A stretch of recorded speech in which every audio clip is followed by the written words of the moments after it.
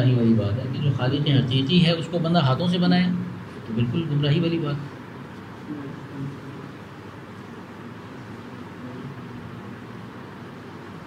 اللہ تعالیٰ جل شانہ نے حضرت ابراہیم علیہ السلام کو جو حکم عطا فرمایا تھا انہوں نے پہلے والد صاحب سے بات کی، قرآن کے اندر موجود ہے. پھر اپنے قوم کے جو شرفاء تھے ان کے ساتھ بات کی. والد صاحب نے بھی انکار کر دیا، قوم کے جو شرفاء تھے انہوں نے بھی انکار کر دیا. ان کے جو والد تھے آزر، یہ نمرود کے قریب بیٹھنے والے لوگوں میں سے تھے. تو دیکھا کہ بیٹے کی طرف سے اصرار بڑھتا جا رہا ہے اور وہ ایک نئے اجنبی مذہب کی دعوت دے رہا ہے، تو جا کر اپنے بادشاہ نمرود سے ذکر کیا. حضرت ابراہیم علیہ السلام نے خواص سے بھی بات کی، پھر اپنے والد سے پہلے بات کر چکے تھے، پھر اپنی قوم کے جو عام لوگ تھے ان سے بھی بات کی، اور پھر جب بات یہ نمرود تک پہنچ گئی تو نمرود کے دربار میں بھی بات کی، اللہ تعالیٰ کی دعوت دی. یہ 4 جگہوں پر انہوں نے الگ الگ دعوت دی، والد صاحب کو، خواص کو، چونکہ والد صاحب نمرود کی شاہی دربار کے خاص لوگوں میں سے تھے، تو خاص انداز کے وہ والے لوگ جو شرفاء تھے یا اشرافیہ جسے کہہ لیں، بیوروکریسی جسے کہہ لیں، ایلیٹ کلاس جسے کہہ لیں، ان میں بات کی. انہوں نے بھی بات نہیں مانی. جب مال کا اور اقتدار کا نشہ ہوتا ہے تو پھر مشکل سے بات سمجھ میں آتی ہے. بندہ ہر چیز اس کو سمجھ رہا ہوتا ہے. اس کی وجہ یہ ہے کہ اللہ نے دنیا کے اندر یہ تاثیر رکھی ہے. چنانچہ والد صاحب سے بھی بات کر لی، شرفاء سے بھی بات کر لی انکار، نمرود سے بھی بات کر لی انکار، اور عوام سے بھی بات کر لی انکار. تو اب اللہ تعالیٰ جل شانہ کا حکم آیا کہ نکل جائیں یہاں سے. ماحول بنانے کی کوشش کی تھی. یہی طبقات ہوتے ہیں نا، سیاسی طبقہ، اشرافیہ، عوام اور اعزاء اقربا، رشتہ دار قریب ترین. چاروں سے الگ الگ بات کی، چاروں نے انکار کیا. اب حکم فرمایا کہ یہاں سے نکل جائیں. چنانچہ شام میں یہ تھے، ان سے حکم ہوا نکل جاؤ، عراق چلو. شام سے سفر کر کے عراق میں آ گئے. یہ میں جتنی بھی بات کروں گا نا، آپ ذہن میں یہ رکھیے گا ماحول پر بات کر رہا ہوں. گھوم کر ہم نے اپنے ماحول پر آنا ہے. یہ میں نے واقعہ اس وجہ سے عرض کیا کہ آپ یہ دیکھیں کہ ابراہیم علیہ السلام کو حکم ہو رہا ہے.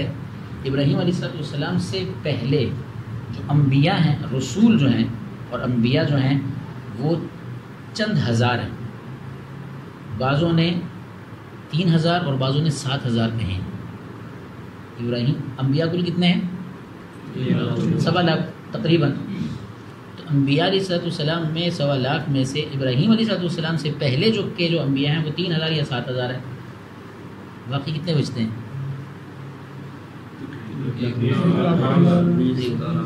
یہ سب کے سب ابراہیم کے بعد ہیں. یہ سب کے سب ابراہیم علیہ السلام کے بعد ہیں. اتنے جلیل القدر انبیاء میں سے ان کا شمار ہوتا ہے ابراہیم. چنانچہ حکم ہوا کہ نکل جائیں، یہاں سے چلے گئے، عراق چلے گئے. عراق میں جا کر اللہ تعالیٰ جل شانہ نے ان کی زوجہ تھی، نکاح کا حکم عطا فرمایا. وہاں پہ نکاح کیا. اللہ تعالیٰ جل شانہ نے اسحاق عطا فرمایا اور اسماعیل عطا فرمایا، ہاجرہ سے اور سارہ سے. 2 بیویاں تھیں، دونوں سے الگ الگ بیٹے تھے. ایک سے اسحاق تھے، ایک سے سارہ تھے. ایک سارہ سے تھے، یعنی ہاجرہ سے کون سے تھے؟ اسماعیل. اور سارہ سے اسحاق. اب یہاں پر آ کر جب محنت شروع کی تو اللہ تعالیٰ جل شانہ نے دوبارہ سے ماحول بنانے کا حکم عطا فرمایا. پھر ماحول بنانے کی کوشش ہو رہی ہے. شام میں ماحول نہیں بنا، اب یہاں عراق میں آ کے محنت شروع. یہاں اللہ تعالیٰ جل شانہ نے اسماعیل علیہ السلام کے بارے میں فرما دیا کہ چلو اس کو لے کر وہاں کہاں تشریف لے آئے؟ حجاز مقدس میں. حضرت لوط علیہ السلام حضرت ابراہیم علیہ السلام کے زمانے میں تھے. ان کے بھانجے تھے، بھتیجے، بھائی کے بیٹے. اللہ نے ان کو بھی نبوت عطا فرمائی حضرت ابراہیم علیہ السلام کے زمانے میں اور ان کی حیات میں. اور اسحاق جو بڑے بیٹے تھے ان کو بھی نبوت عطا فرمائی، اور اسماعیل کو بھی نبوت عطا فرمائی. حضرت لوط علیہ السلام کے ذریعے سے عراق کے علاقے بابل میں نبوت کا اور نبوت کا پیغام ان کو بھیجا اور ان سے وہاں پر محنت شروع کر گئے. ابراہیم علیہ السلام سے شام چھوڑ کر آ گئے ہیں، وہ ذہن میں رکھیے گا، شام چھوڑ کر آ گئے ہیں اور عراق میں ماحول بنانے کی کوشش کر رہے ہیں، عراق کے دوسرے علاقوں میں. اور حضرت لوط علیہ السلام عراق کے پسماندہ دیہاتی علاقوں میں، ابراہیم علیہ السلام عراق کے شہری علاقوں میں. حضرت اسماعیل علیہ السلام کو بھیج دیا گیا کہاں پر؟ ابھی نبوت نہیں ملی، حجاز مقدس کے چھوٹے ہیں، والدہ کے ساتھ وہاں پر رہتے. اور حضرت اسحاق علیہ السلام کو کہاں بھیج دیے؟ اس زمانے کے اعتبار سے موجودہ یمن.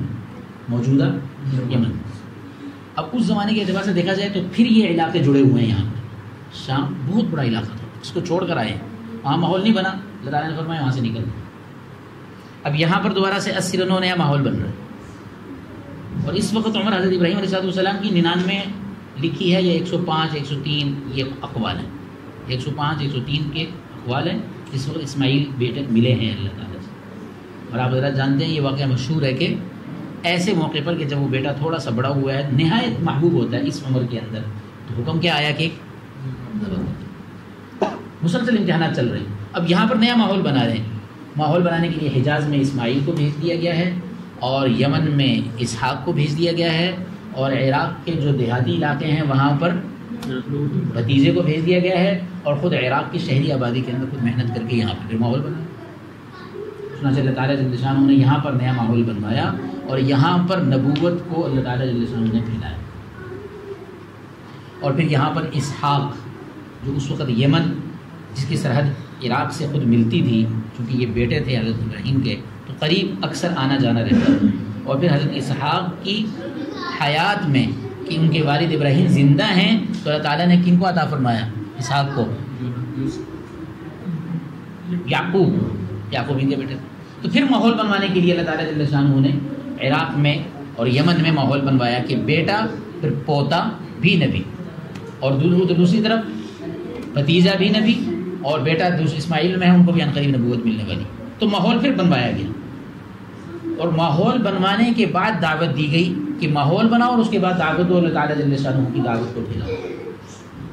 یہ دو مثالیں ہیں. باقی مثالیں تو قرآن بھی بھرا ہوا ہے، حدیث بھی بھری ہوئی ہے. ساری مثالیں عرض کرنا مقصد نہیں ہے، صرف ماحول کی اہمیت پر میں یہ واقعات عرض کر رہا ہوں قرآن سے.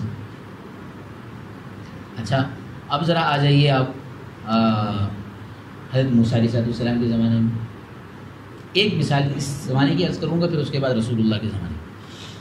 حضرت موسیٰ علیہ السلام کا زمانہ ہے، اور بنی اسرائیل مصر میں رہتے ہیں، اور بنی اسرائیل کا سلسلہ جو یہاں تک پہنچا ہے حضرت موسیٰ علیہ السلام تک، یہ کہاں سے پہنچا ہے بتائے گا؟ یہ پورا سلسلہ حضرت یعقوب کے بیٹے یوسف سے چلا ہے کہ وہ وہاں سے چل کر مصر آئے تھے. اور کیسے آئے تھے؟ واقعہ حضرت کو یاد ہے، قافلہ لے کر آیا تھا، اور یہاں پر بکے تھے، غلام بنے، اور غلامی سے جیل میں گئے، اور جیل سے اور بادشاہ، اور پھر بادشاہ کے بعد اللہ تعالیٰ جل شانہ نے جو ہے یہاں کے سارے اختیارات. تو حضرت یوسف علیہ السلام جب یہاں تشریف لائے ہیں اور اپنے والد کو بلایا ہے، والد کہاں تھے؟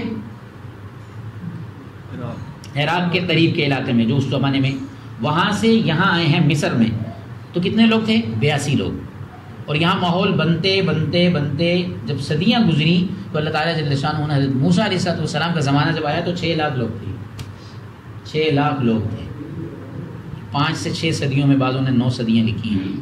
ان 5 سے 6 صدیوں میں، یا 7 یا 8 یا 9 صدیوں کے اندر 6 لاکھ لوگ ہیں.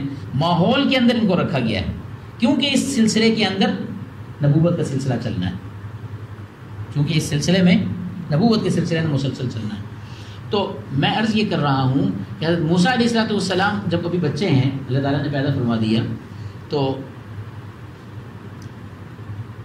اللہ تعالیٰ نے حضرت موسیٰ علیہ السلام کو جب نبوت عطا فرمائی ہے، تو یہاں نبوت ملنے کے بعد حضرت موسیٰ سے ایک چوک ہو گئی تھی. وہ ایسے کہ وقال الذی، کیا ہے قرآن میں،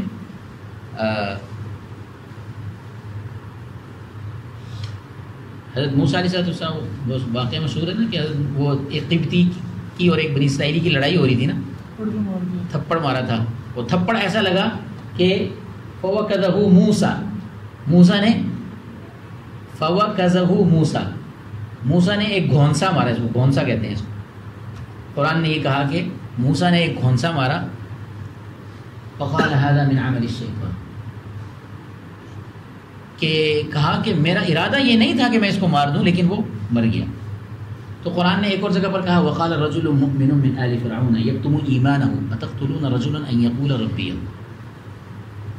اور اس کا واقعہ سورۃ قصص کے اندر بھی ہے، قصص النبیین میں، وجاء رجل من اقصى المدینہ یسعى قال یا موسیٰ ان الملأ یأتمرون بک لیقتلوک فاخرج انی لک من الناصحین۔ اس کا نام شمعون تھا۔ اس نے آ کر موسیٰ کو کہا کہ موسیٰ جلدی سے یہاں سے نکلو، موسیٰ فرعون نے تمہارے بارے میں مشورہ شروع کر دیا ہے کہ اس بندے کو قتل کرو، اس نے ہمارے قبطی کو مارا ہے۔ چنانچہ ماحول موافق نہیں تھا نا، تو اللہ تعالیٰ کا پھر حکم آ گیا کہ نکلو یہاں سے۔ چنانچہ موسیٰ یہاں سے نکلے اور کہاں چلے گئے؟ مدین، حضرت شعیب علیہ السلام کے پاس۔ ماحول جب مخالف ہوتا تھا تو انبیاء کو حکم ہوتا تھا یہاں سے نکلیں۔ چنانچہ ابراہیم علیہ السلام کی مثال میں شروع میں عرض کی، والد کو دعوت دی، انکار، شرفاء کو دعوت دی، انکار، بادشاہ کو دعوت دی، انکار، آئز اقرب رشتہ داروں کو دعوت دی، انکار، حکم ہوا نکل رہے ہیں، عراق چلے جائیں۔ موسیٰ علیہ السلام سے یہ عمل ہوا، ماحول مخالف ہو گیا پوری طرح سے، فرعون کے دربار میں قتل کے مشورے ہونے لگے ہیں، تو حکم کیا آ گیا؟ نکلو یہاں سے اور کہاں چلے جاؤ؟ مدین چلے جاؤ۔ حضرت موسیٰ علیہ السلام پیدل لمبا سفر کر کے مدین پہنچے، پریشان، یہاں کیا کروں، مسافر، اجنبی علاقہ، اجنبی جگہ، اجنبی لوگ۔ قرآن کے اندر دو قسم ہیں دعاؤں کی، ایک دعا وہ ہے جو اللہ تعالیٰ نے فرمایا ہے کہ یوں مانگو، اور ایک اور قسم ہے جس میں اللہ تعالیٰ نے فرمایا کہ میرے فلاں بندے یوں مانگا کرتے تھے، تم بھی یوں مانگو۔ یہ دو قسمیں ہیں قرآن کے اندر دعاؤں کی۔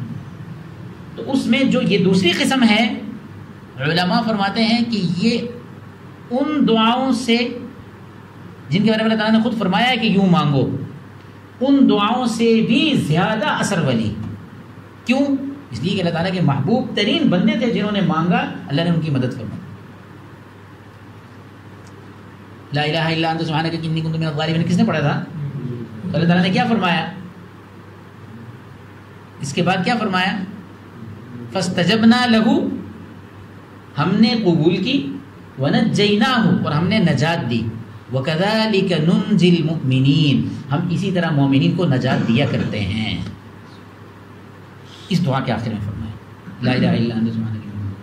اس وجہ سے علماء نے یہ لکھا ہے کہ کسی بھی مشکل پر اگر اس کا 41 مرتبہ ورد کر دیا جائے یا جو ہے 1.25 مرتبہ ورد کر لیا جائے تو اللہ تعالیٰ اس مسئلے کو حل فرما دیتا ہے۔ تو مشکلوں سے نکلنے کے لیے قرآنی وہ دعائیں جو اللہ نے انبیاء کی زبانیں قبول فرمائی ہیں، ان کے ذریعے سے مدد حاصل کرنا بہت جلدی اللہ کی مدد اتارتا ہے۔ چنانچہ دوسری مثال آپ دیکھ لیں کہ موسیٰ علیہ السلام نبی ہیں، اللہ کی براہ راست مدد ہوتی ہے۔ دیکھو اللہ یہ کر سکتے تھے، بعد میں کیا بھی۔ نمرود کے بارے میں فوراً یہ کر سکتے تھے، نمرود نے ابراہیم کی بات نہیں مانی، فوراً تباہ کر دیتے، نہیں تباہ کیا۔ پہلے کیا کہا؟ ماحول نہیں ہے، نکلو یہاں سے۔ کیوں؟ کہ دنیا دار الاسباب ہے، یہاں پر اسباب کے مطابق اللہ تعالیٰ جل شانہ نے ایک نظام بنایا۔ چنانچہ موسیٰ علیہ السلام کے زمانے میں بھی یہ ہوا، ماحول مخالف ہو گیا، نبی کو حکم ہو رہا ہے نکلو یہاں سے۔ تو اب آپ دیکھیں کہ ماحول کتنا ضروری ہے۔ ہمارے ہاں ایک ماحول وہ ہے جس ماحول میں ہم آزادی کے ساتھ باہر رہتے ہیں، اور ایک ماحول وہ ہے کہ اللہ والوں کا ماحول، دینداری کا ماحول، یہ مسجد کا ماحول جس میں آپ آ کر بیٹھے ہیں تو دین کی بات کان میں پڑتی ہے، اور دین کی نورانیت اندر کان کے ذریعے سے اترتی ہے، سوچ کے ذریعے سے اترتی ہے، دیکھنے کے ذریعے سے اترتی ہے۔ آپ مسجد میں آئیں گے، قرآن دیکھیں گے، داڑھیوں والے چہرے دیکھیں گے، دیندار لوگ دیکھیں گے، اللہ والے کوئی ہوں گے ان پر نظر پڑے گی۔ اس سے دیکھنے کے ذریعے سے بھی، سوچ کے ذریعے سے بھی، بول کے ذریعے سے بھی، کانوں کے ذریعے سے بھی، ہر ذریعے سے روحانیت منتقل ہوتی ہے۔ اور جب آپ اس دوسرے ماحول میں جائیں گے تو پھر وہاں دیکھنے کے ذریعے سے کبھی تتلی پہ نظر پڑ جائے گی تو کیا ہوگا؟ پریشان ہو جائے گا بندہ۔ کبھی کان میں موسیقی چلی جائے گی تو کیا ہوگا؟ موسیقی ایسی ہے جو دل کو فوراً پریشان کر دیتی ہے، وہ اداس کر دیتی ہے، ایسا ہے یا نہیں ہے؟ چنانچہ کان کے ذریعے سے بھی، دیکھنے کے ذریعے سے بھی، پھر جس تتلی پر نظر پڑے گی وہ اس عکس اندر جائے گا، وہ مستقل کئی دن تک چلتا رہے گا۔ سوچ کے ذریعے سے بھی، دماغ کے ذریعے سے بھی۔ تو ماحول جب غلط ہوگا تو غلط چیزیں ان چاروں راستوں سے اندر جانے لگیں گی، اور جب ماحول اچھا اور عمدہ اور پاکیزہ ہوگا تو پھر اچھی چیزیں اندر جانے لگیں گی. اور یہ ایک مشین ہے، یہ 5-6 فٹ کا جو بدن ہے یہ مشین ہے، اس سے وہی نکلے گا باہر.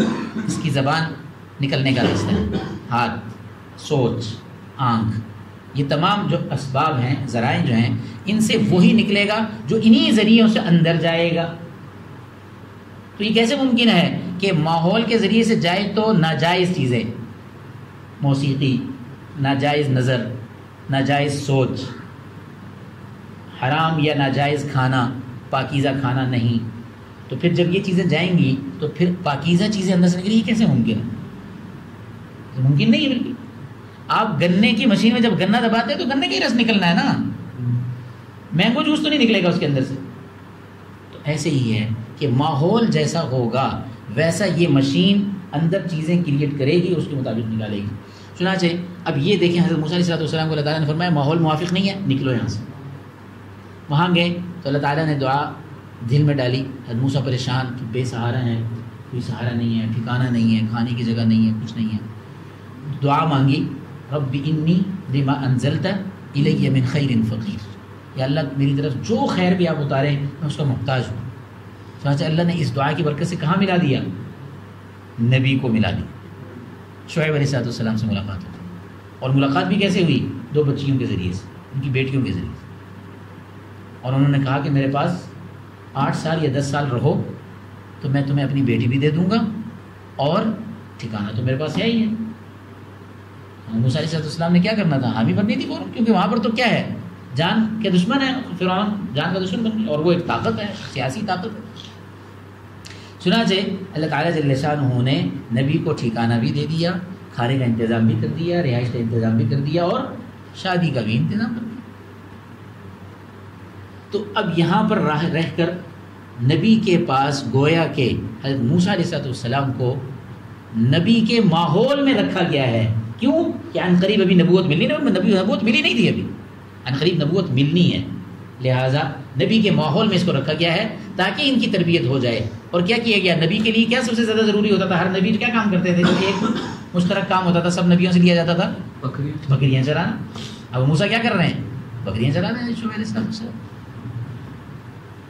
تو ماحول یہاں پر پھر بنا دیا گیا، اور نبی کی نبوت کے ماحول میں رکھ کر حضرت موسیٰ کی تربیت کی جائے.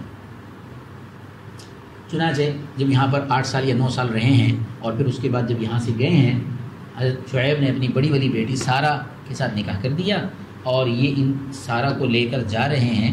راستے میں وہ امید سے ہوئیں تو ان کو وہ بڑی تکلیف شروع ہوئی جو بچے کی پیدائش سے پہلے ہوتی ہے. تو انہوں نے جب اس کا اظہار کیا تو موسیٰ نے کہا کہ ذرا ٹھہرو، میں کچھ تپش کا، تاپنے کا انتظام کرتا ہوں. اور کہیں آگ نظر پڑی تو اس کی طرف گئے تو وہ کیا تھا؟ وہ تجلی تھی اللہ جل شانہ کی. اور اللہ تعالیٰ جل شانہ نے فرمایا کہ موسیٰ ادھر ذرا جوتا فخلع علیک انک بالواد المقدس طویٰ، تم پاکیزہ ماحول اور وادی کے اندر آ گئے ہو. یہ اللہ تعالیٰ جل شانہ کا وہ کوہ طور ہے جہاں پر نبوت دینے کے لیے اللہ تعالیٰ نے بلا دی. اب ماحول نبی کے ماحول میں ماتحتی میں رہ کر تیار کیا گیا، ابھی نبوت دی گئی، اور کہاں جا رہے ہیں واپس؟ حکم کیا ہو گیا نبوت ملنے کے بعد؟ اذهب انت اذهبا، دونوں جاؤ اور جا کر کیا کرو؟ فرعون کو دعوت دو. اور کیا کہا؟ فقولا له قولا لین، اسے جا کے نرم بات کرنا. حضرت موسیٰ علیہ السلام چل پڑے. ماحول پر بات ہے نا. تو اب جب وہاں گئے، اللہ تعالیٰ جل شانہ کیا اس دنیا کے دارالاسباب ہونے کی وجہ سے، دنیا میں سبب سے ہر چیز جوڑتے ہیں اللہ تعالیٰ. آپ کو 2 روٹیاں تب ملیں گی جب جیب میں 14 یا 16 روپے ہوں گے. اب وہاں پہ جا کے اس کو کہیں ماشاء اللہ تم بڑے نیک ہو، بہت اچھے آدمی ہو، بہت شریف ہو، غریبوں کا بڑا خیال رکھتے ہو، وہ کہہ کہ چل جائے بات میں جتنی مرضی تعریف کر لیں. اس کو 18-20 روپے دیں گے تو وہ 2 روٹیاں دے گا نا. یہ سبب ہے. اللہ تعالیٰ جل شانہ نے سبب کے ساتھ دنیا کو جوڑا. کھانا یہاں رکھا ہوا ہو اور میں کہوں ماشاء اللہ بڑی خوشبو آ رہی ہے، بڑا لذیذ ہے، بہت عمدہ ہے، خالص گندم کی روٹی ہے، کیا عمدہ تنور کی خوشبوئیں آ رہی ہیں، تو پیٹ بھر جائے گا اس سے؟ نہیں بھرے گا. اٹھا کر لقمہ توڑ کر کسی چیز سے لگا کے کھانا پڑے گا. سالن کے ساتھ نہیں لگائیں گے پھر مشکل ہے کھانا، خشک نہیں گزرے گی، تکلیف ہوگی، قبض کر دے گی وہ روٹی آ کے. اس لیے حدیث پاک میں آتا ہے کہ شوربے والے سالن کے ساتھ کثرت سے کھانا کھایا گیا. آج کل ہمارا یہ بھی ماحول بدل گیا ہے, بغیر شوربے کے سالن کے ساتھ روٹی کھاتے ہیں پھر قبض زیادہ ہوتی ہے. شوربے والے سالن کے ساتھ کھانا کھانے سے قبض نہیں ہوتی.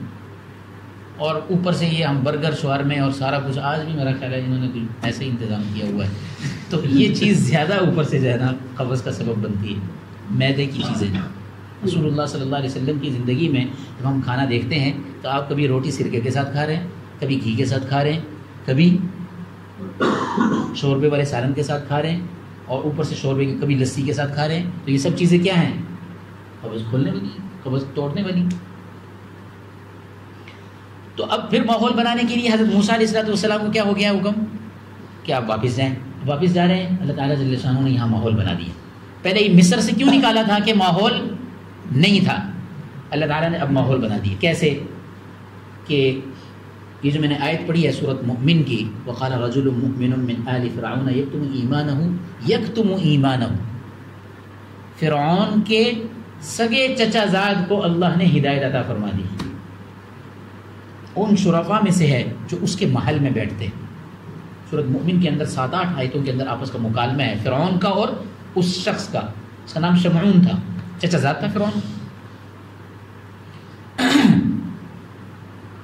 اس نے کہا کہ تم کس ایسے بندے کو قتل کرتے ہو. حضرت موسیٰ علیہ السلام نے جا کے جب دعوت دی تو اس نے کہا کہ یہ تو ایک تو اس نے ہمارا بندہ پہلے قتل کیا تھا, یاد آ گئی پرانی بات, اور دوسرا اس نے یہ کہا کہ یہ ہمیں ایسی چیز کی طرف دعوت دیتا ہے کہ اگر اس کو کسی نے قبول کر لیا تو ہماری ساری کی ساری رعایا مخالف ہو جائے گی اور ہماری بادشاہت خطرے میں پڑ جائے گی, ایسے اس کو قتل کرو. تو جو چچا زاد تھا یک تم ایمان ہو, بیٹھتا تھا فرعون کے دربار میں لیکن ایمان رکھتا تھا. ابھی تو حضرت موسیٰ ابھی بھی آئے ہیں نا, انہوں نے آ کے دعوت دی ہے تو اس شخص نے ایمان قبول کر لیا. بیٹھتا تھا فرعون کے دربار میں لیکن ایمان رکھتا تھا موسیٰ کے رب پر. تو جب اس کو پتہ چلا کہ سیاسی طور پر مشورہ ہونے لگا ہے فرعون موسیٰ کے قتل پر, تو کہا رجل مؤمن من آل فرعون یکتم ایمانہ وتقتلون رجلا ان یقول ربی اللہ. تم ایک ایسے آدمی کو قتل کرتے ہو جو کہتا ہے کہ میرا رب اللہ ہے, اور تم اللہ پر ایمان لے آؤ. تمہیں تو قتل نہیں کرنا چاہیے ایسے بندے کو. اب اللہ تعالیٰ نے ماحول بنا دیا, تب موسیٰ کو حکم ہوا ہے کہ تم جا کر دعوت دو. چنانچہ آپ دیکھیں کہ وہ جو مقابلہ ہوا مشہور, جہاں پر موسیٰ کو حکم ہوا کہ تم اپنا سانپ پھینکو, تو انہوں نے پھینکا. 70,000 جو لوگ تھے, مشہور واقعہ قرآن کے اندر واقعہ موجود ہے, تو وہ سب کے سب کیا ہوئے؟ اسلام میں داخل ہو گئے. تو اب اتنا بڑے پیمانے پر ماحول بنا دیا. حضرت موسیٰ نے کہا کہ یا اللہ, میں زبان میں لکنت ہے, رکتا ہوں, بول نہیں سکتا صحیح, تو ذرا میری معاونت کے لیے میرے بھائی کو بھیجیے. تو اللہ تعالیٰ نے فرمایا کہ تمہارے بھائی کو ہم نے نبوت عطا فرمائی, بھائی کے ذریعے سے معاونت فرمائی. ماحول بن گیا یا نہیں بن گیا؟ پھر 70,000 لوگوں کو ایک جھٹکے میں اسلام میں داخل کیا. اس ایک حضرت موسیٰ نے وہ عصا پھینکا, اس نے وہ سانپ بنا, اس نے سارے جادوگروں کو, وہ جو بیٹھے ہوئے تھے 70,000, ان کے سانپوں کو نگلا. انہوں نے دیکھا کہ ہم تو جادوگر ہیں, یہ جو سانپ ہے جس نے اس کو کھایا, وہ تو سمجھ گئے فوراً, فیلڈ کے بندے تھے نا, تو وہ فوراً سمجھ گئے کہ یہ کیا ہے, یہ جادو نہیں ہے, یہ جو سانپ ہے. جادو تو وہ تھا جو ہماری رسیاں اور لاٹھیاں تھیں. چنانچہ فوراً کیا ہوا, سجدے میں گر گئے اور جو ہے موسیٰ کے رب پر ایمان لیا. تو اب اللہ تعالیٰ جل شانہ نے ماحول بنایا. حضرت موسیٰ کے لیے بھائی کے ذریعے سے ماحول بنایا گھر سے, اور پھر وہاں فرعون کے شاہی دربار میں ماحول بنایا شمعون کے ذریعے سے, جو چچا زاد تھا. اس نے مخالفت کی, فرعون کو کہا کہ تم اس کو بدل نہ کرو. اور پھر عوام میں سے ماحول بنایا 70,000 لوگوں, اور وہ سب کے سب ایمان میں داخل ہو گئے. اب حضرت موسیٰ علیہ السلام کی کیا ہوئی, طاقت مضبوط بن گئی. یہ ماحول. تو بات عرض کرنے کا مقصد یہ ہے حضرت ابراہیم علیہ السلام کی مثال سے, یا حضرت ابراہیم علیہ السلام کی مثال کا وہ والا واقعہ جو شام سے عراق میں چلتا ہے, دوسری مثال. حضرت موسیٰ علیہ السلام کی یہ تیسری مثال. اور اب آخری اور چوتھی مثال عرض کرتا ہوں. رسول اللہ صلی اللہ علیہ وسلم کے زمانے میں تشریف لے آئے. رسول اللہ صلی اللہ علیہ وسلم حضرت خدیجۃ الکبریٰ رضی اللہ تعالی عنہا سے نکاح ہوا 25 سال کی عمر میں. عین شباب ہوتا ہے 25 سال کی عمر میں. آپ حضرات اسی عمر کے آس پاس کے لوگ بیٹھے ہوئے, عین شباب میں نکاح ہوا, اور حضرت خدیجۃ الکبریٰ رضی اللہ عنہا کے ذریعے سے مکۃ المکرمہ کے شرفاء اور صادق اور امین میں تو پہلے سے شمار ہوتے تھے, چونکہ ایک ایسے خاندان کے محمد یہ چشم و چراغ تھے کہ وہ خاندان سرداروں کا خاندان تھا, بنو ہاشم, اور ان کے جو دادا تھے یعنی عبد المطلب، اب والد تو پہلے سے فوت ہو چکے تھے، عبد المطلب بیت اللہ کے سرداروں میں سب سے بڑے سردار تھے۔ چنانچہ اللہ تعالیٰ جل شانہ نے اپنے حبیب کے لیے، یعنی آپ اندازہ لگائیں کہ یہ در حقیقت نبوت ملنے سے پہلے ماحول کریٹ کیا جا رہا ہے۔ مکہ کی معزز ترین آبادی میں سے جو وی آئی پی قسم کا علاقہ تھا اس میں رہتی تھی خدیجہ۔ کسی نے یہ کہا کہ تم مختلف نوجوانوں کو اپنا مال دے کر بھیجتی ہو مختلف علاقوں میں کہ وہ بیچتے ہیں اور پھر لا کر نفع تمہیں دیتے ہیں، مزاربہ سمجھتے ہیں نا، مزاربہ، کہ آپ نے یہ کہا کہ میں سائلنٹ پارٹنر ہوں، تم میرے پیسے لو اور کام کرو، جو نفع ہوگا وہ 50-50 ہو، نصف نصف ہو۔ اس کو مزاربت کہتے ہیں، اسلامی ایک طریقہ ہے بزنس کرنے کا۔ چنانچہ سائلنٹ پارٹنر جو ہوتا ہے اس کا مال ہوتا ہے، اور جو ایکٹیو پارٹنر ہوتا ہے وہ اس کی محنت ہوتی ہے، اور جو اس سے پروفٹ پیدا ہوتا ہے اس کو طے شدہ شرائط پر جو بھی شاید طے ہو جائیں، جو ہے نا 60-40 ہو جائے، 70-30 ہو جائے یا 50-50 ہو جائے، اس پر نفع ہوتا ہے۔ تو خدیجہ یوں کیا کرتی تھی بزنس۔ ان کو کسی نے کہا کہ تم ان کو کیوں نہیں بلاتی، ان کو کیوں نہیں دیتی، یہ تو بہت ہی زیادہ صادق ہیں، امین ہیں، لوگوں کی امانتیں ان کے پاس ہوتی ہیں، وہ شرفاء میں سے ایک چشم و چراغ ہیں، اور رسول اللہ صلی اللہ علیہ وسلم حسن و جمال کے بھی پیکر و مجسم تھے، کیونکہ اللہ تعالیٰ نے نبوت عطا فرمانی تھی۔ شمائل ترمذی کے اندر رسول اللہ صلی اللہ علیہ وسلم کے ربیب تھے جو حضرت خدیجہ کے پہلے شوہر سے بیٹے تھے، وہ اسلام لے کر آئے تو وہ رسول اللہ صلی اللہ علیہ وسلم کو دیکھا کرتے تھے۔ جب رسول اللہ دنیا سے رحلت فرما گئے تو حضرت حسن اس وقت 7 سال کے تھے، حضرت حسن نے اپنے ان ماموں کو، ماموں ہوئے نا حضرت حسن کی ماں فاطمہ الزہرا، ان کے وہ والے بھائی کہ جس میں باپ شریک نہیں ہے ماں شریک ہے، تو اس کو کیا کہیں گے؟ اخیافی ماموں۔ حضرت حسن نے اپنے ماموں کو کہا کہ مجھے ذرا رسول اللہ کا چہرہ اور ان کا حلیہ تو بتائیں، تو ان کے ماموں نے کہا کہ رسول اللہ کے رخسار ایسے تھے گویا کہ سورج تیر رہا ہوتا تھا، ایسا حسن جمال اللہ تعالیٰ نے عطا فرمایا تھا رسول اللہ کو۔ اور ام سلمہ آپ کی زوجہ کہتی ہیں کہ اگر رسول اللہ اندھیرے میں کسی وقت اچانک میرے ہاں آ جاتے تو میں محسوس کرتی کہ میرا کمرہ روشن ہو گیا۔ پیشانی کے اندر نبوت کی نورانیت تھی، اس کا اثر تھا کہ اللہ تعالیٰ نے حسن جمال عطا فرمایا تھا۔ آپ نے دیکھا ہوگا آج کل بھی بعض لوگ بہت زیادہ گورے چٹے، بہت خوبصورت اور بہت زیادہ جیسے برکت کا رنگ ہے، ایسے بہت زیادہ گورا چٹا ہو، کوئی بہت خوبصورت ہو تو اس کا حسن بھی سب دیکھتے ہیں کہ یار کیا عجیب، لڑکوں میں بھی ایسے ہوتے ہیں اور تتویوں میں تو ہوتی ہیں بہت سی، آج کل اگر نہ بھی ہو تو وہ بن جاتی ہیں۔ یہ تتویوں میں آج کل حسن ہوتا نہیں ہے، یہ صرف بناوٹی ہوتا ہے۔ حسن وہ ہوتا ہے جو بغیر میک اپ کے ہو، حسن در حقیقت وہ ہوتا ہے جو بغیر تصنع بناوٹ کے ہو۔ چنانچہ ہیں گرمیوں کے موسم میں زیادہ پتہ چلتا ہے۔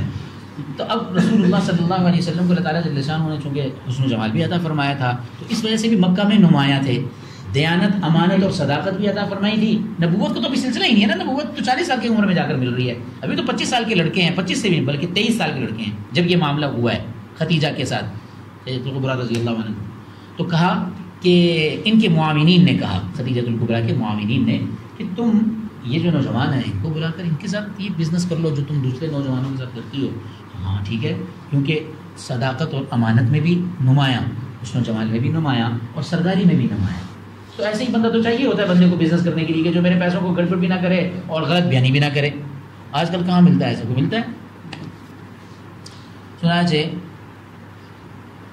انہوں نے پیغام بھیجا اور آپ محمد جو ہیں کو پیغام ملا تو آپ تشریف لائے، اور تشریف لانے کے بعد گفتگو ہوئی، شرائط اور ضوابط طے ہوئے اور کہا کہ یمن لے کر جانا ہے ابھی مال، ہمارے جو ہے اتنا مال آپ لے کر جائیں، اور یہ طے ہوا کہ سب کو میں جو دیتی ہوں وہ سب کے ساتھ جو طے ہوا، عام طور پر اس وقت جو طے ہوتا تھا تقریباً کوئی 32 یا 35%، ان کے ساتھ یہ طے ہوا کہ ان کو دگنا ملے گا، جو سب کو ملا کرتا تھا اس سے دگنا ملے گا محمد صلی اللہ علیہ وسلم۔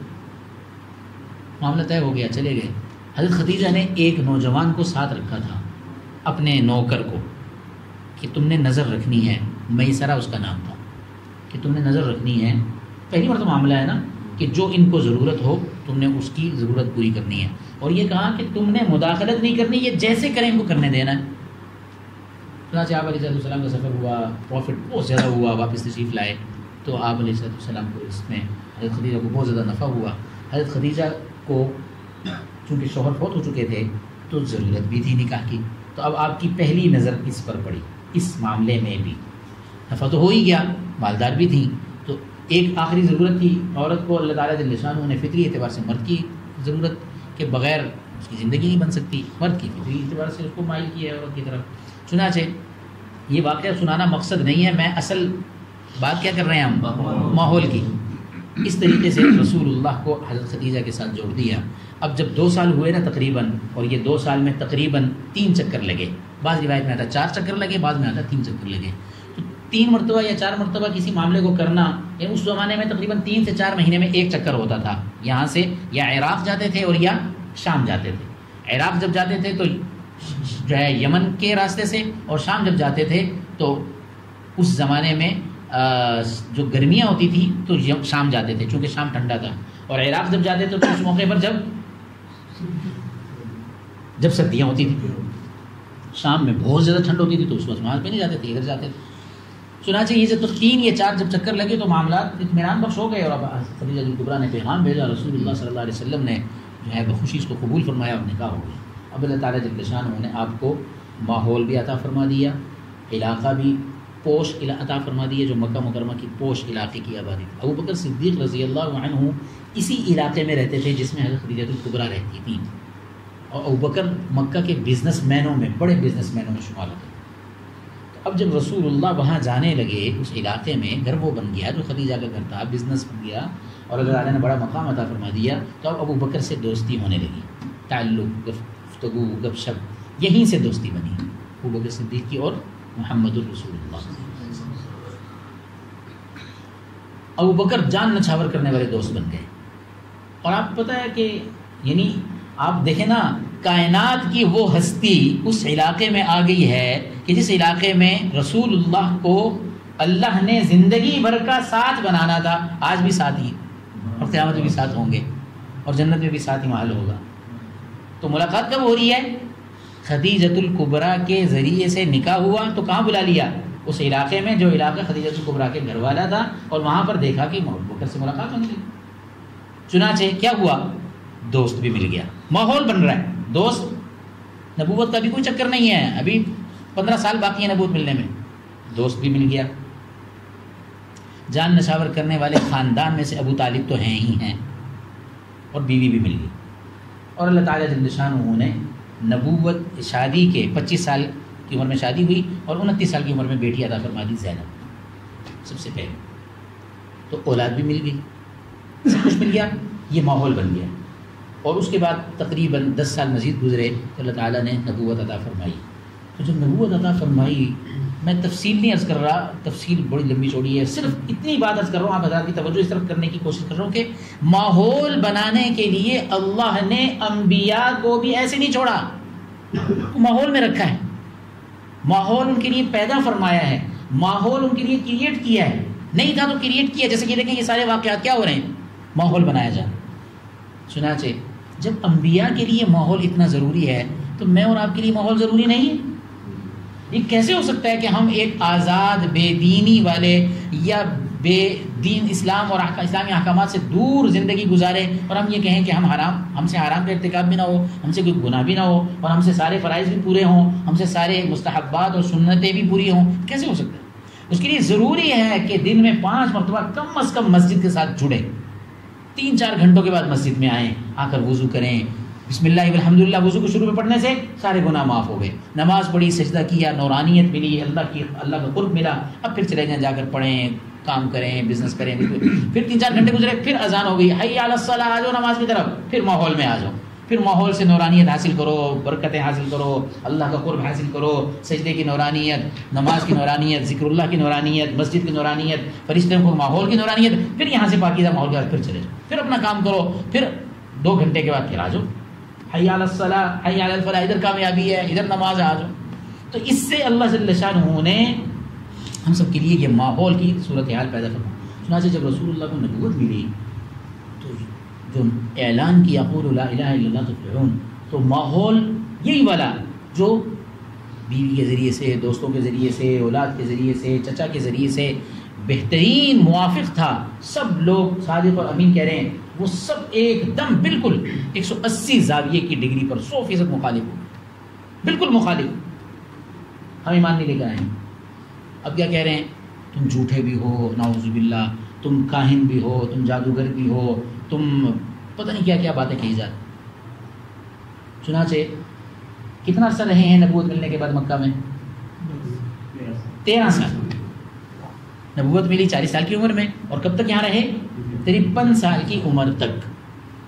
اور کیا کوشش ہوتی رہی ہے؟ ماحول بن جائے. کیسے؟ حج کا موسم ہے، زمانہ جاہلیت کا حج کیا کرتے تھے، حج کا موسم ہے تو حج کے اندر ماحول. آپ علیہ السلام آواز لگا رہے. پہلے کہا وَأَنذِرْ عَشِيرَتَكَ الْأَقْرَبِينَ، اپنے اعزاء اقربا رشتہ داروں کو بلاؤ اللہ کی طرف. سورۃ شعراء کے اندر حکم رسول اللہ صلی اللہ علیہ وسلم ہے بالکل ایسے جیسے حضرت ابراہیم کو حکم ہوا تھا. کیا حکم ہوا تھا؟ ابا کو بلاؤ، ابا نے انکار کر دیا. پھر کیا کرو؟ قوم کے شرفاء کو بلاؤ، با اثر لوگ، انکار کر دیا. پھر کیا ہوا؟ بادشاہ کو بلاؤ، انکار کر دیا. جب ہر طرح سے انکار ہوا تو اب کیا کہا؟ اس سے ابراہیم نکلو یہاں سے. موسیٰ علیہ السلام کے زمانے میں بالکل یہ دعوت دی، نہیں حکم، نہیں بات مانی، وہ جو قتل ہو گیا تو یعنی قتل کے حالات بننے لگے تو کیا حکم آیا؟ یہاں سے نکلو. جب ماحول بن جائے گا پھر لایا گیا.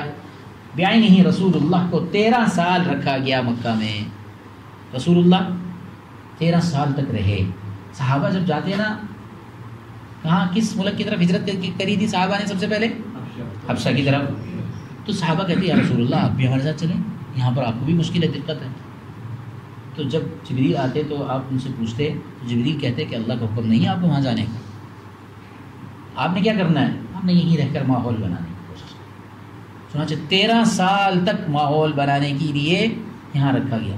اس دوران آپ کے صحابہ شہید کیے گئے، صحابیات کو شہید کیا گیا. حضرت سمیہ رضی اللہ عنہا نہایت ہی تکلیف دہ صورتحال میں، حضرت خباب بن الارد، حضرت سعد، حضرت مصعب بن عمیر، حضرت سمیہ کے والد اور ان کے بیٹے کا کیا نام تھا؟ مشہور نام تھے ان کے. نہایت ہی تکلیف دہ صورتحال میں کوشش محنت، کوشش محنت، کوشش محنت. 13 سال کی محنت کے بعد نتیجہ کیا نکلا؟ نہیں ہم نے ایمان لے کر آنا. اب کیا حکم ہوا؟ ادھر ماحول نہیں بن رہا، کیا کریں؟ نکلیں. تو یہ کوئی نئی چیز نہیں تھی. آپ کے جد امجد ابراہیم جو حقیقی آپ کے والدوں میں آتے ہیں، کیونکہ حضرت ابراہیم رسول اللہ کس کی اولاد میں سے ہیں؟ اسماعیل علیہ السلام، اسماعیل کے والد ابراہیم. چنانچہ 13 سال کی مسلسل پر مشقت کوشش کے بعد حکم ہو رہا ہے نکلیں یہاں سے. ماحول نہیں بن رہا، چلیں نکلیں. اور کہاں جائیں؟ مدینہ یثرب، جو اس وقت یثرب تھا، مدینہ، وہاں جائیں اور وہاں جا کے کیا کریں؟ ماحول بنائیں. اب وہاں پر کیا ہوا؟ وہاں ماحول بنانے کے لیے جیسے موسیٰ کو بھیجنے سے پہلے، موسیٰ علیہ السلام کو بھیجنے سے پہلے مصر میں ماحول بنایا گیا. شاہی دربار میں شمعون وقال رجل مؤمن، جو میں نے آیت پڑھی تھی، وہاں اندر اشرافیہ کو ایمان، اور موسیٰ کے گھر میں، فرعون کے گھر میں کس کو ایمان دیا گیا؟ آسیہ کو، اور ان کی باندی کو ایماندار بنایا گیا. گھر میں بھی ماحول حضرت موسیٰ کے لیے پہلے سے، شاہی دربار کے اندر بھی ماحول حضرت موسیٰ کے لیے پہلے سے. بیائی نہیں اسی طرح 12ویں اور 13ویں سال ابھی رسول اللہ یہیں پر تھے تو آپ کو کیا کہا گیا کہ حج میں قافلے آئے ہیں مدینہ سے، اوس اور خزرج کے، ان کو جا کر دعوت دیں. جبریل امین نے آ کر کہا. چنانچہ جب آپ نے جا کر ان کو دعوت دی تو مان لیا. پہلے 17 یا 18 لوگ تھے اور اس کے بعد 80 یا 82 لوگ تھے. نبوت کے 12ویں سال میں 17 یا 19 لوگ، اور نبوت کے 13ویں سال میں یعنی ہجرت سے چند مہینے پہلے جو حج ہوا اس کے اندر 80 یا 81 لوگ اسلام میں داخل ہوئے. انہوں نے جا کر کیا کیا؟ مدینہ منورہ کے اوس اور خزرج کے قبیلوں کے تھے. انہوں نے وہاں جا کر کیا کیا؟ رسول اللہ کے آنے کے لیے ماحول بنایا. چنانچہ اب رسول اللہ کو حکم ہو گیا ہے کہ یہ لوگ بات نہیں مان رہے، آپ چلے جائیں یہاں سے، وہاں چلے جائیں جہاں پر لوگ آپ کو دعوت دے رہے ہیں. اور یہ آپ نے ایک کوشش نہیں کی مدینہ آنے کی کہ مدینہ میں لوگوں نے جب اسلام قبول کر لیا تو آپ فوراً مدینہ میں تشریف لے آئے. آپ نے اس سے پہلے کوشش فرمائی کہ مجھے مکہ سے باہر نہ جانا پڑے، میں طائف میں ہی رہ جاؤں. مکہ اور طائف قریب قریب تھے، مدینہ زیادہ دور تھا. تو آپ طائف جو تشریف لائے تھے، دعوت دی تھی حضرت، یاد ہے نا وہ مشہور واقعہ، طائف والوں نے پتھر مارے تھے آپ کو، زخمی ہوئے، آپ روئے، اس پہ بہت تکلیف دی. تو آپ نے یہ کوشش کی، طائف والوں کو کہا کہ تم ایمان لے آؤ اور مجھے پناہ دے دو کہ میرے قبیلے کے لوگ یعنی مشرکین مکہ، بیت اللہ کے اڑوس پڑوس کے جو لوگ ہیں وہ مجھے رہنے نہیں دیتے. انہوں نے پناہ نہیں دی. تب آپ یہاں تشریف لائے اور اللہ کو منظور تھا، اللہ نے قیامت تک کے لیے مدینہ کو آپ کا مسکن بنانا تھا. چنانچہ ان لوگوں کو ہدایت دی اور وہ لوگ انہوں نے ماحول بنایا، اور ماحول بنانے کے بعد اب رسول اللہ کو دعوت دی اور آپ ہجرت کر کے مدینہ میں تشریف لائے. اور یہاں پر آ کر آپ نے کیا کیا؟ ماحول بنانا شروع کیا. ماحول بنایا اور مزید 2 سال کا موقع اور مہلت اللہ نے پھر ان مشرکین مکہ کو عطا فرمائی کہ ہم نے اپنے حبیب کو وہاں بلا لیا ہے، اب بھی تم باز آ جاؤ. نہیں باز آتے تو پھر غزوہ بدر ہوا اور ان کے بڑے بڑے لوگوں کو قتل کیا گیا اور رسول اللہ کو جہاد کی اجازت دی. تو ان سارے واقعات سے ابراہیم علیہ السلام کا پہلا واقعہ، یا ابراہیم علیہ السلام کا دوسرا واقعہ، یا حضرت موسیٰ علیہ السلام کا واقعہ، یا حضرت رسول اللہ صلی اللہ علیہ وسلم کی زندگی کا واقعہ، ان تمام واقعوں پر اگر اب ذرا تھوڑا سا ان سارے واقعات کو جو میں نے مختصراً آپ کو نشاندہی کی ہے، ذرا اس کو یہ میں نے ایک طرح کا یوں سمجھ لیں اوور ویو پیش کیا ہے آپ کے سامنے. پتہ نہیں آپ حضرات اس بات کو سمجھ پائیں یا نہیں پائے کہ نبیوں کے ذریعے سے بھی دنیا کے اندر اسباب کو سامنے رکھتے ہوئے ماحول بنوایا گیا، پھر اس کے بعد ان کی بات کروائی گئی. ایسا نہیں ہوا کہ ایک دم جا کر کسی نے دعوت دی ہو اور انہوں نے انکار کیا اور اللہ تعالیٰ نے ان کو ہلاک کر دیا. ایسا نہیں ہوا. ایک رسول اللہ کے زمانے ہی کی ایک چھوٹی سی مثال آخری، جو اسی کا ایک جز ہے جو میں نے پہلے عرض کی تھی. یہ لوگ شراب کے بہت زیادہ دلدادہ تھے. رسول اللہ صلی اللہ علیہ وسلم کے زمانے میں اہل مکہ اور اہل مدینہ شراب کے بہت زیادہ دلدادہ تھے، اور شراب جس کے پاس جتنی پرانی نکلتی تھی وہ اتنی مہنگی ہوتی تھی اور اس کی اتنی زیادہ قیمت لگا کرتی تھی. چنانچہ قرآن نے جب دیگر مختلف قسم کے احکامات بھیجے تو اس میں شراب کے بارے میں ایسا نہیں کیا کہ بیک جنبش قلم جیسے ہوتا ہے کہ ایک آرڈر جاری کر دیا اور بس 6 بجے دکانیں بند ہوں گی، اب جو بند نہیں کرے گا اس کو جو ہے نا کھانے میں تم دیں. ایسا نہیں، بلکہ پہلے ایک حکم ہوا کہ اللہ تعالیٰ جل شانہ نے ومنافع للناس، اس کے اندر لوگوں کے لیے نفع بھی ہیں، اور کہا کہ تم اس کے ذریعے سے مفید چیزیں بھی بناتے ہو اور تم اس کو بیچتے بھی ہو اور اس سے فائدہ بھی حاصل کرتے ہو. پہلی آیت شراب کے بارے میں قرآن کے اندر کیا فرمایا کہ تم اس سے فائدے کی چیزیں حاصل کرتے ہو اور اس سے تم لذت بھی حاصل کرتے ہو. پھر دوسری آیت میں فرمایا ومنافع للناس لیکن واسمهما اکبر من نفعهما. قرآن میں کہا کہ اس میں نفع ہیں لیکن اس کا گناہ اس کے نفع سے بڑا ہوا ہے. یہ ماحول بن رہا ہے، ذہن سازی کی جا رہی ہے. حکیمانہ انداز دیکھیں قرآن کا. براہ راست نہیں کہا، پہلے کہا کہ ٹھیک ہے اللہ نے عطا کی ہیں بہت سی چیزیں، کھجوریں ہیں، انگور ہیں، ان میں سے تم فائدے کی چیزیں حاصل کرتے ہو. کوئی ایسی بات نہیں کہ یہ غلط ہے تم اس سے فائدے کا حاصل، بس صرف ایک بات کی. لیکن بات کرنے سے توجہ ہو جاتی ہے نا بندے کی. جیسے میں نے آپ کو کہا کہ ماشاء اللہ جس کا انتظار تھا وہ آ گیا، تو آپ سب پیچھے دیکھیں گے کون آ گیا. ایسے ہوتا ہے. تو یہاں اللہ تعالیٰ جل شانہ ذکر فرما رہے ہیں خاص طور پر اپنی نعمتوں کا، اس کے اندر انگوروں کا ذکر فرمایا کہ اس سے تم شراب بناتے، صرف کان کھڑے کرنے کے لیے، متوجہ کرنے کے لیے کہ یہ بھی ایک چیز ہے، تم اس سے بناتے ہو ایک خاص چیز. پہلا حکم. کئی مہینوں کے بعد دوسری آیت آئی ومنافع للناس واسمهما اکبر من نفعهما، کہ اس میں تمہارے فائدے ہیں لیکن اس میں نقصان بھی ہیں اور اس کا نقصان اس کے فائدے سے بڑا ہوا ہے. ایسے ہی جیسے میں آپ کو کہوں کہ کوکا کولا کے فائدے بھی ہیں لیکن نقصان ہیں، اور نقصان اس کی اس چسکے سے بڑا ہوا ہے. آپ کے معدے کو ہمیشہ کے لیے تباہ کر دے گا. اس وجہ سے کوکا کولا نہ پیا کریں، کچھ فیض پی لیا کریں. تو اب فرمایا کہ یہ 2 حکم ہو گئے. ماحول بنانے کے لیے عرض کر رہا ہوں ساری بات، کہ یہ ساری بات اس وجہ سے سارے واقعات عرض کر رہا ہوں کہ آپ حضرات مسجد میں آیا کریں اور مسجد میں کچھ سیکھنا سکھانا پڑھنا پڑھانا کیا کریں. آپ لوگ عام لوگ نہیں ہیں، آپ لوگ عام معاشرے کے افراد نہیں ہیں. آپ لوگوں کے ذریعے سے آگے ادارے چلیں گے، خواہ وہ ملکی ہوں خواہ وہ پرائیویٹ ہوں، سرکاری ہوں یا ذاتی ہوں، نجی ہوں یا نیم سرکاری ہوں، آپ کے ذریعے سے مختلف ادارے اور مختلف ڈپارٹمنٹ چلتے ہیں کہ آپ سب حضرات وہ والی تعلیم حاصل کر رہے ہیں جن کا تعلق آج کل کی معاشرت کے ساتھ ہے، معاشیات کے ساتھ۔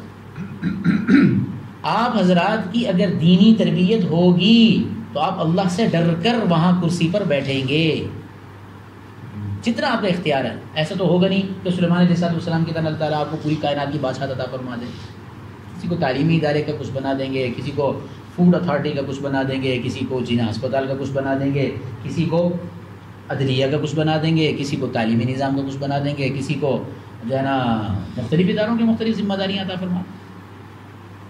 اور جب اللہ جل شانہ کی ذات عالی کا تأثر اور دین ہوگا تو پھر آپ اللہ سے ڈریں گے خیانت کرنے میں۔ اور یہ کیسے ہوگا؟ ماحول کے ساتھ جڑنے سے۔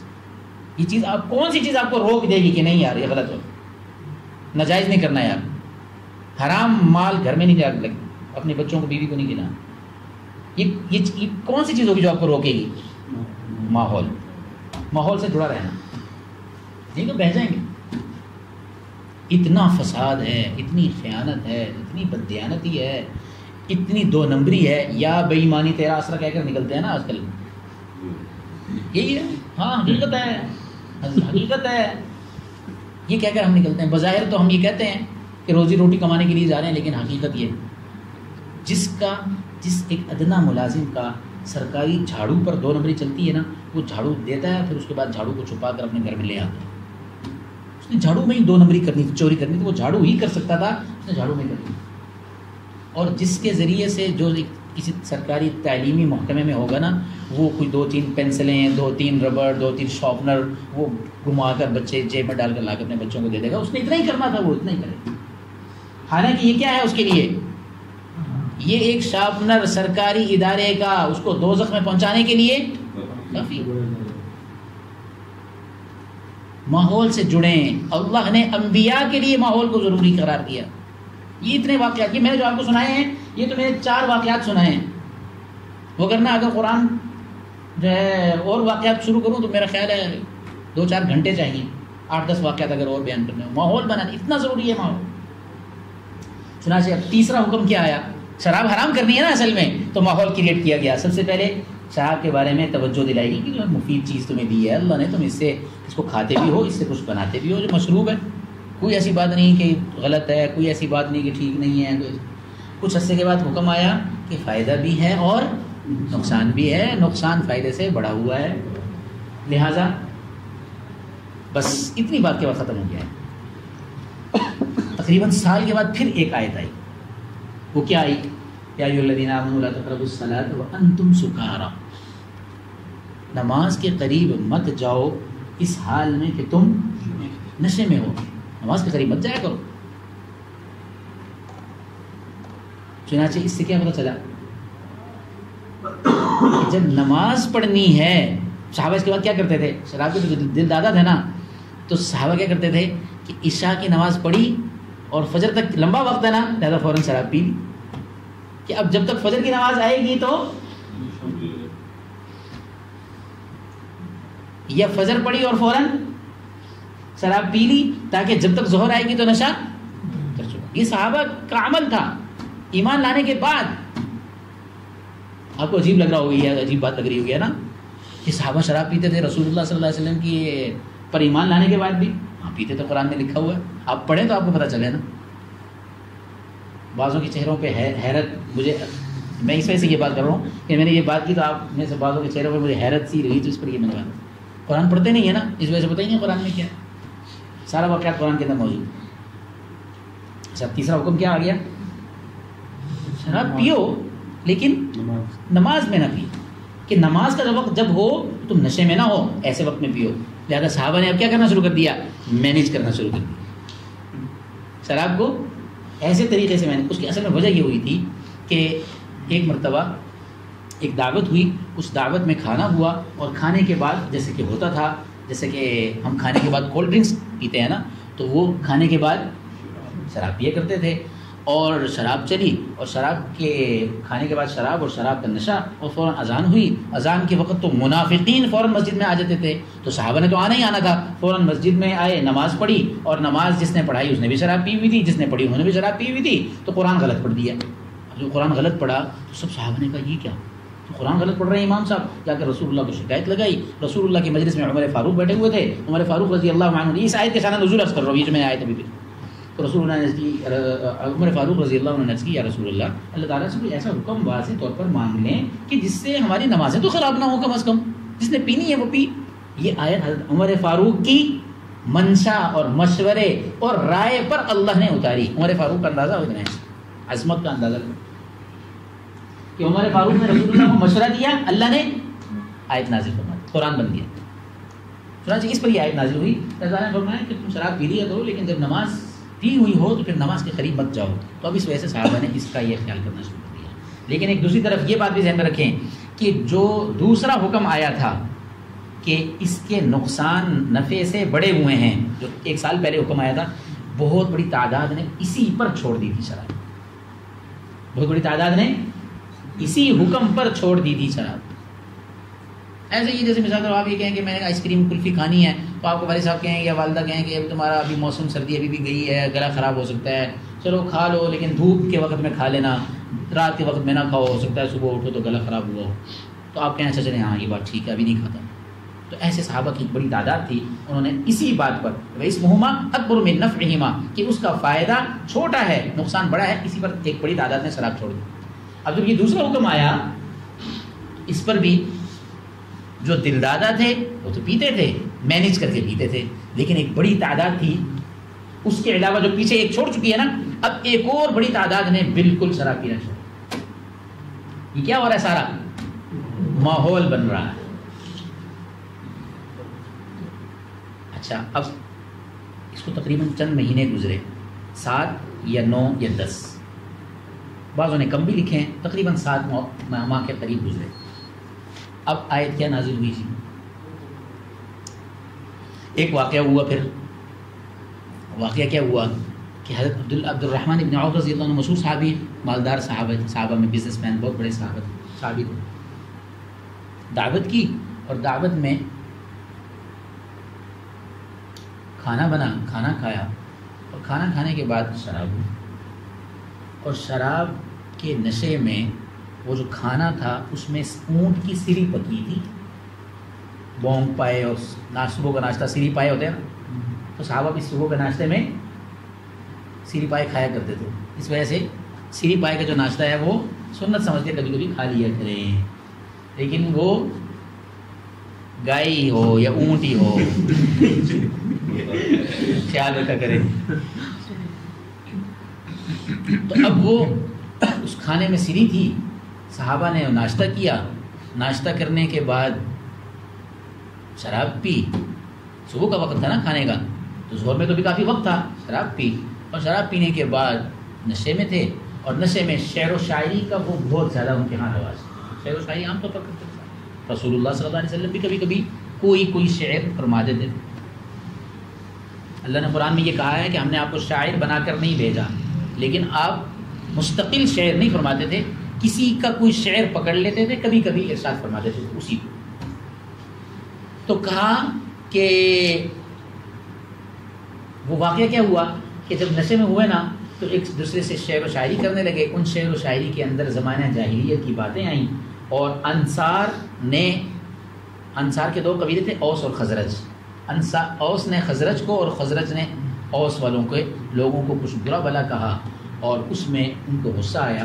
وہ جو اونٹ کی سری کا وہ ایک جبڑا ہوتا ہے نا, یہ جبڑا یہ والا جو ہوتا ہے, یہ پڑا ہوا تھا جو کھا کر ابھی رکھا تھا, اس کو اٹھا کر گھما کر پھینکا, اور ایک صحابی کو بڑا زبردست زخمی کر دیا. حضرت ابو سلمہ اسلمی رضی اللہ شدید زخمی ہو گئے کہ ان کو وہ جو جبڑا لگا نا, تو اس سے ان کا یہ ہونٹ یہاں سے لے کر کافی چر گیا, خون ان کا بہتا. اٹھ کر رسول اللہ کی مجلس میں آئے, یا رسول اللہ مجھے فلاں انصاری نے جو ہے مارا ہے اور میرا یہ زخم ہو. عمر فاروق رضی اللہ عنہ پھر اس مجلس میں بیٹھے ہوئے تھے رسول اللہ صلی اللہ علیہ وسلم کے پاس. عمر فاروق رضی اللہ عنہ کی یا رسول اللہ, اب اللہ تعالیٰ جل شانہ سے شراب کے بارے میں کوئی واضح حکم مانگ لیں تاکہ یہ مسئلہ ہی ہمارا حل ہو. تو اب آیت کیا نازل ہوئی؟